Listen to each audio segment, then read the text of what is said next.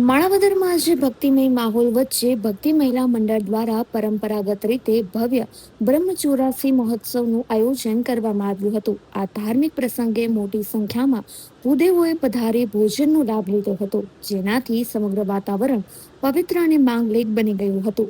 ઐતિહાસિક વારસાની સ્મૃતિ આ પ્રસંગે સંતોએ જણાવ્યું હતું કે માણાવદરની આ પવિત્ર ભૂમિ પર વર્ષો અગાઉ સ્વયં ભગવાન સ્વામિનારાયણે 6 મહિના સુધી બ્રહ્મચોરાસીનું આયોજન કર્યું હતું।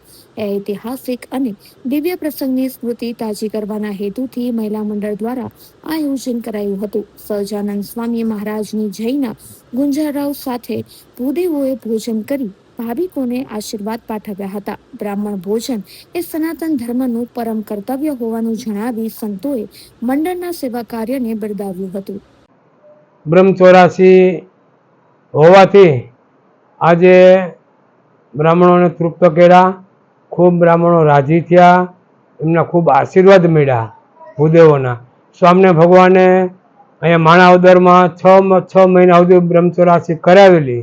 એ રીતે એમની ઝાંખી કરવા માટે આજે ભક્તિ મહિલા મંડળ તરફથી બ્રહ્મચોરાસી આજે છે અને સૌ બ્રાહ્મણોના ભૂદેવના આશીર્વાદ બધા ખૂબ વરસ્યા અને ખૂબ બધાને તૃપ્ત કર્યા અને ખૂબ રાજી થયા અને બધાને આશીર્વાદ પ્રાપ્ત કર્યા। નારાયણ, મારું નામ ભાનુબેન ભગવાનસિંહભાઈ મારડિયા છે।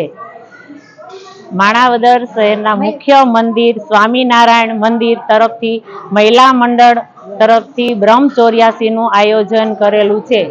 તેથી સર્વે માણાવદરના ભૂદેવોને પ્રસાદનો મહાલાભ લીધો છે।